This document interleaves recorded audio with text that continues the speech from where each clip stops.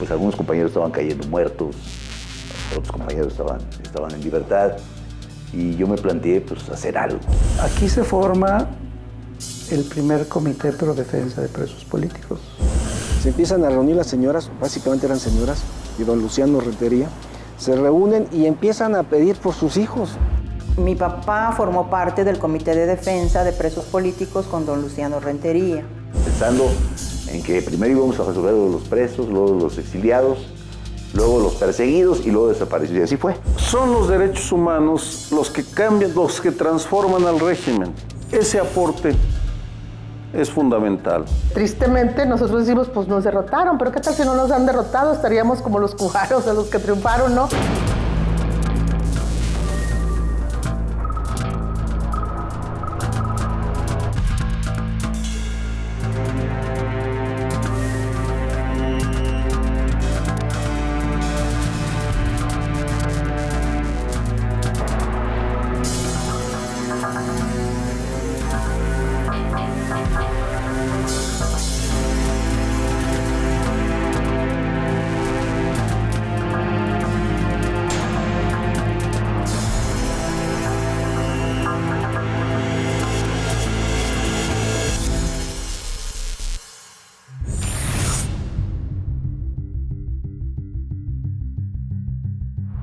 El movimiento guerrillero generó sin proponérselo que sucediera algo nunca antes visto en México, que a partir de la guerra social sostenida entre los grupos clandestinos y el Estado, surgiera como consecuencia un movimiento activo sobre los derechos humanos, un movimiento que, de manera pacífica y gradual, al cual se le invertirían años de lucha y de constancia, finalmente lograría un cambio positivo en el régimen y en el país.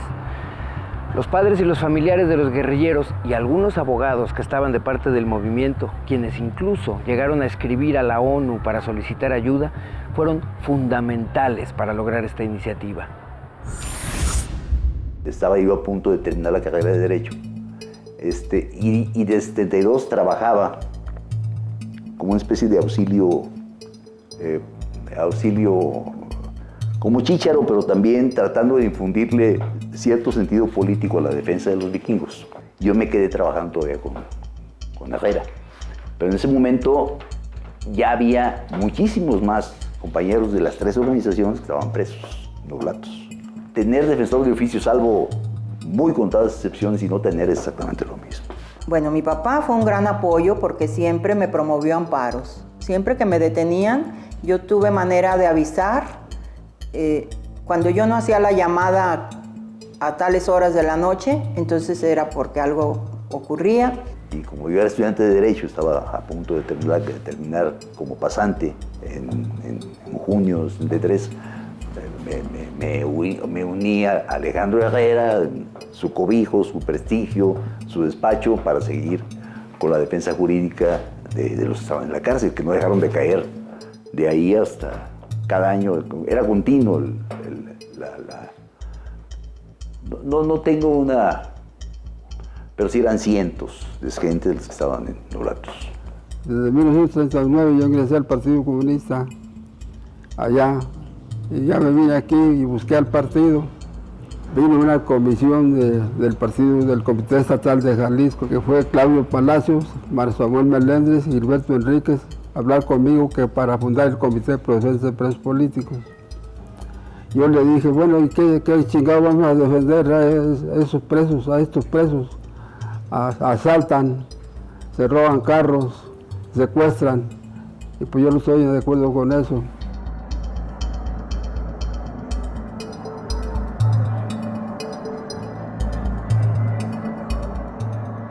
Yo veo dos formas en donde están presentes los familiares, los padres directos y los familiares, digamos, del círculo inmediatamente después del núcleo de la familia. Aquí se forma el primer Comité Pro Defensa de Presos Políticos. Su nombre completo, si mal no lo recuerdo, era el Comité Pro Defensa de Presos, Perseguidos, Desaparecidos y Exiliados Políticos. Lo promueve el señor Luciano Rentería, padre de Armando Rentería, el Chato. Él es el primer familiar que convoca y busca a los familiares de los otros chicos que estaban detenidos y se empieza a integrar lo que fue el primer comité. Yo me quedé con cierto remordimiento porque pues algunos compañeros estaban cayendo muertos, otros compañeros estaban en libertad y yo me planteé pues hacer algo. La segunda vez que fui detenida, entonces inmediatamente en mi familia me promovieron un amparo y las autoridades tenían que presentarme a las 72 horas, presentarnos a los dos. Entonces,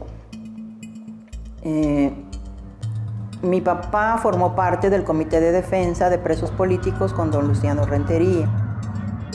Y entonces me hicieron ver la necesidad por qué la gente se va a esos actos. Aunque el Partido Comunista se había deslindado, pero seguía apoyando a los presos políticos. Entonces me dijo Samuel Meléndez y los dos compañeros más, hay que fundar el comité para defender a los presos. ¿Y qué es lo que vamos a defender allí? Ya los tienen encarcelados como gente muy más peor que la gente. Y nosotros vamos a hacer una propaganda demostrando que son presos políticos, que no son presos comunes.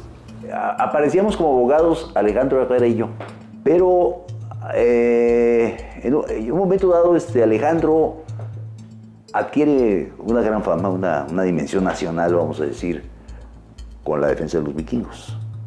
Ya era famoso, era un excelente abogado. Cuando él logra la libertad de los vikingos, que todo el mundo consideraba prácticamente imposible, porque en primera instancia hay que recordar que les pusieron penas que iban de los 24 a los 29 años, y se logra la absolución en segunda instancia.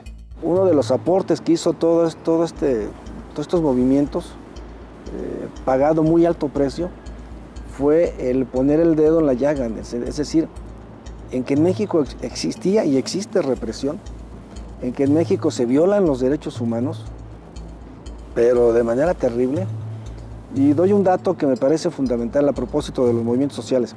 En 1973 surge aquí en Jalisco también el Comité de Presos Desaparecidos, Perseguidos y Exiliados Políticos.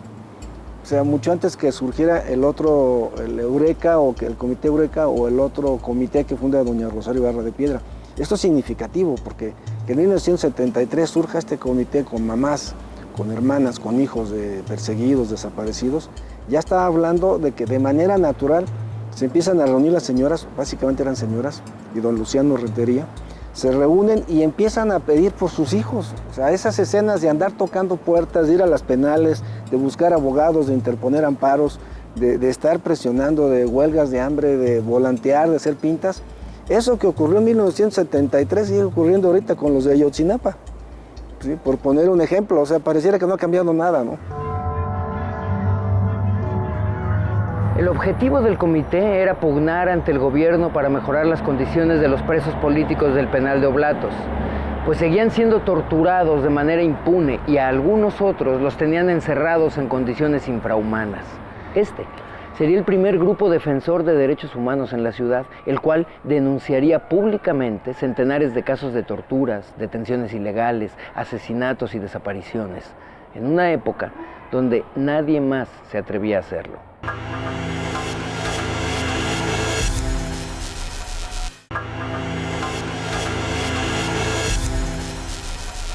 El Comité de Familiares en Defensa de Presos Políticos estableció su lucha bajo un principio elemental. No importa qué tipo de delitos haya cometido una persona, aún tiene derecho a conservar sus garantías individuales, entre ellas la de una defensa legal.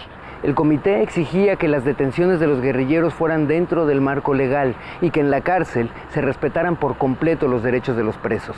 Cientos de señoras, 4 hombres y un par de abogados luchaban día a día para conseguirlo. Las detenciones eran cotidianas, entonces empezamos a preparar como una fórmula, ¿no? Una fórmula. Yo empecé a preparar como una fórmula inmediatamente el juicio de amparo en que se metía el presidente de la República hasta el último policía. O sea, unos amparos que eran detestados por parte del personal de los juzgados de distrito que nomás me veían llegar y ahí viene este desgraciado, ¿verdad? Con sus amparos. Pues muy largos, ¿no? y inmediatamente hacer, en conjunción con Luciano, un volante. El día de hoy fue detenido en su casa, ubicada en tal parte, ¿verdad? Fulano de tal, por elementos del Servicio Secreto y de la Dirección Federal de Seguridad, con placas estos y los otros aquellos, y demás, hacemos responsables a las autoridades de lo que les pueda pasar y demás. O sea, como un método o como tratar de implementar un sistema para lograr la no desaparición, vamos a decir.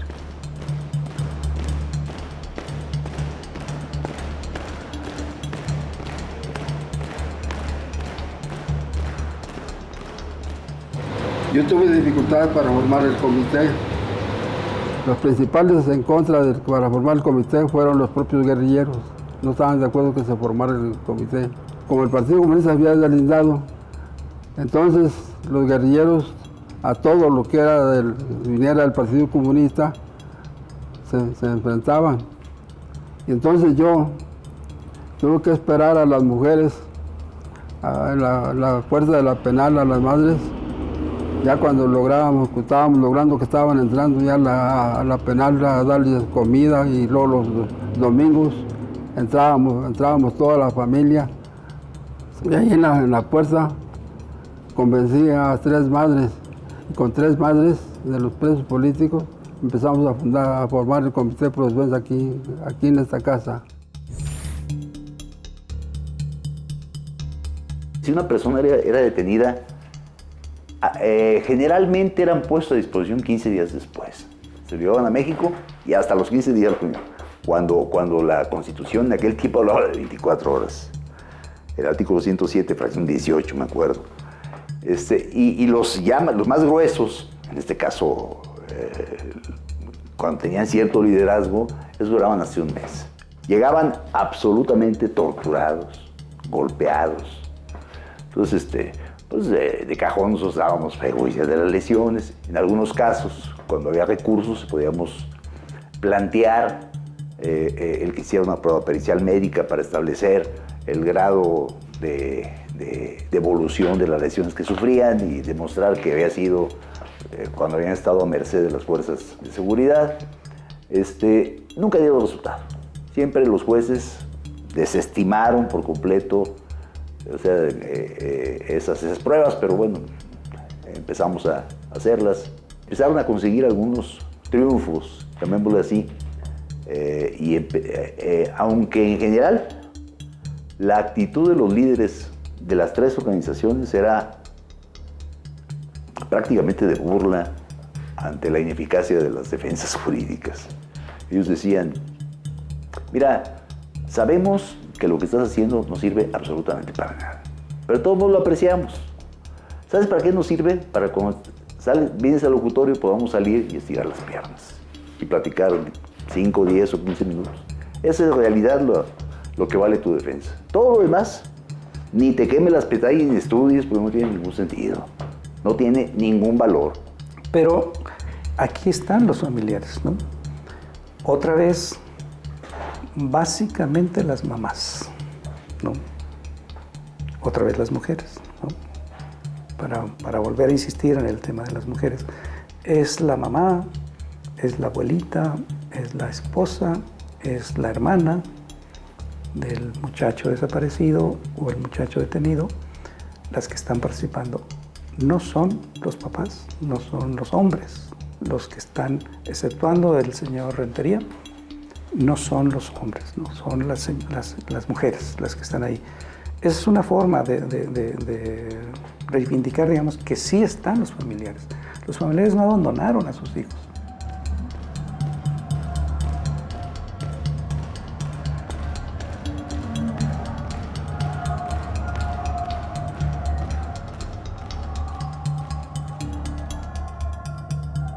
Una señora lloraba mucho porque tenía a sus hijos presos y de la misma edad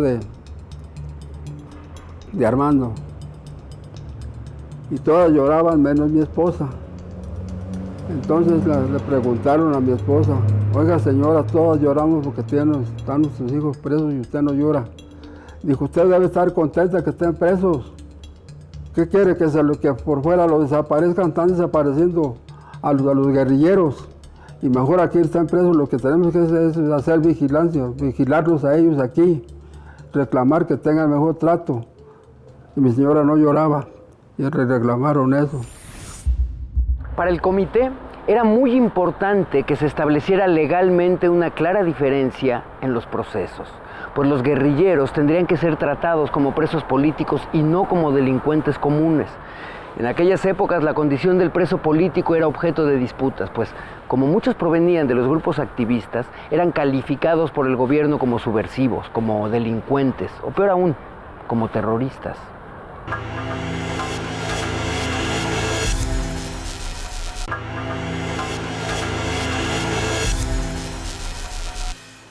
El 28 de agosto de 1978 llegaron a la Catedral Metropolitana de la Ciudad de México 110 personas. La gran mayoría eran madres de los militantes. Se trataba de la primera huelga de hambre que tenía como objetivo llamar la atención del presidente José López Portillo. Pedían que se decretara la amnistía general, que se autorizara la libertad de todos los presos y exigían conocer el paradero de los militantes desaparecidos. Faltaban unos cuantos días para el informe presidencial y era el momento ideal para convencerlo. Para mí la mayor aportación es tal vez la mayor paradoja del movimiento armado mexicano. Toma las armas para tomar el poder y cambiar de régimen, de sistema. No cambia de sistema, pero sí cambia de régimen, porque la manera como son aplastados permite la aparición del movimiento moderno de derechos humanos en México. De entrada, las insurgencias de los años 60 y 70 obligan a la reforma electoral del 77, no hay ninguna duda.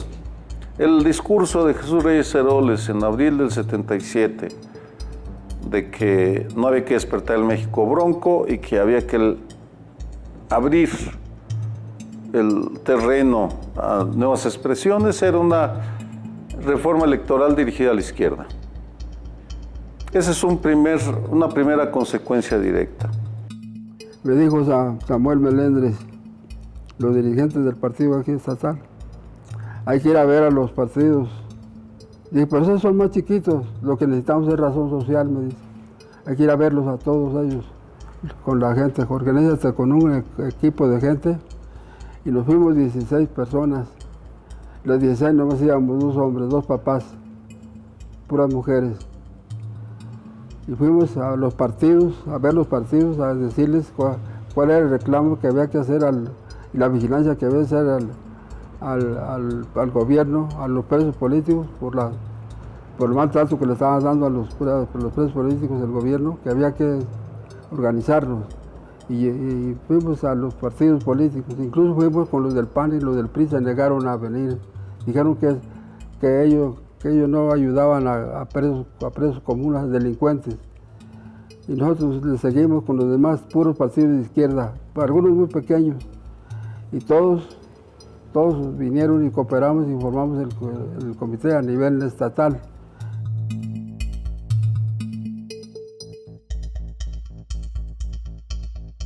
Son los derechos humanos los que cambian, los que transforman al régimen. Por supuesto, yo entiendo todas sus limitaciones, no soy ingenuo ni digo que hay el reino de los derechos humanos en México, en el México y el mundo. No, porque al mismo tiempo los derechos humanos abren el espacio para el auge del crimen organizado. En esa otra paradoja, pero sería irme con demasiadas paradojas. Ese aporte es fundamental. Una señora que tenía su preso, que era en Topo Chico, esposo de ella, se llama María Sauri, la esposa de José Luis. Y vino y me dijo que tenía una invitación al comité que se había formado, que estaba recién formado en Monterrey, y que iba a estar allí un licenciado muy famoso, que era defensor de los presos políticos, licenciado Gresley, y el Valentín Campa, y que querían que estuviera yo allí. Y de allí tomamos el acuerdo de irnos a hablar con la doctora Blanca, que era la que manejaba el grupo que defendía a los presos políticos en la Ciudad de México. Y ellos dijeron que tenían una solicitud con el presidente de la República y los entrevistamos al presidente Rafael López Portillo. Y allí le manifestamos que estaban desapareciendo gente y que tenían que bajarle.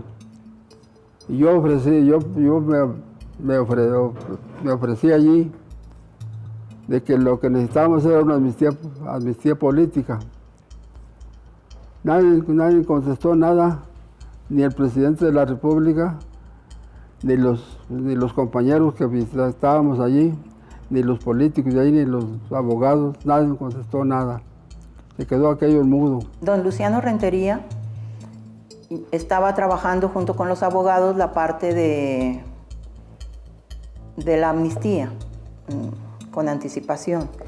Y dice ahora don Luciano, dice, nosotros sabíamos que había posibilidades de una amnistía y entonces empezamos a trabajar sobre ello.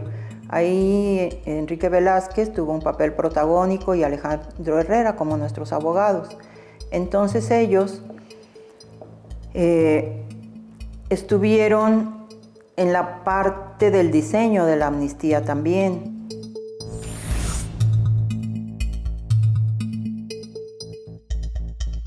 En la penal calculábamos que había como 50 o 60 presos políticos y de todos esos firmaron nomás 14 hombres.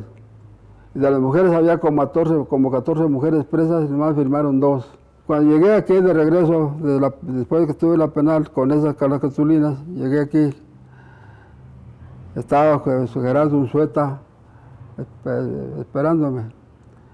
Y me dije, ¿por qué estás triste? Le dije, fíjate que nomás firmaron 14 de los presos políticos y 2 de las mujeres. Dijo, te fue bien, en México hay menos, son menos los que firmaron, ya hay más muchos presos.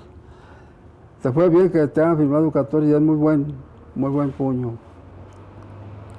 Y así fue como empezamos con la amnistía.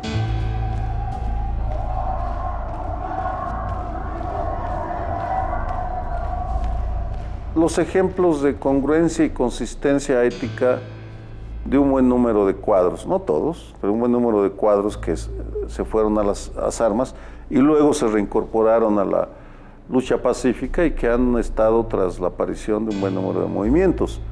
Podrá parecer poca cosa, yo no lo sé, pero no creo que ese esfuerzo de transformar a México hubiera sido en balde, o toda la sangre derramada hubiera sido en balde, o todos los sufrimientos que infligieron a las familias y a los que vivimos ese periodo. Decían que bien, que éramos lo que éramos, otros familiares pues no. Entonces todo este tipo de cosas se dio, pero fue un proceso de revolución. Y todo proceso de revolución que es radical, pues va a la raíz y trastoca muchas cosas. Y no ha habido un proceso revolucionario en que estos acontecimientos no se den. Tristemente nosotros decimos, pues nos derrotaron, pero ¿qué tal si no nos han derrotado? Estaríamos como los cubanos, o los que triunfaron, ¿no? Pues aplaudiéndonos, porque sí, decimos nosotros, fue un momento irrepetible. En 1978 se firma la primera amnistía y en 1984 la segunda. Con eso el presidente López Portillo da por cumplida la petición del comité y de otros grupos como Eureka, de Rosario Ibarra de Piedra. Algunas cifras indican que gracias a la amnistía se liberaron a 148 presos, se anularon 2,000 órdenes de aprehensión y regresaron al país 57 exiliados. Pero el paradero de los muchachos desaparecidos que buscaba el comité nunca salió a la luz.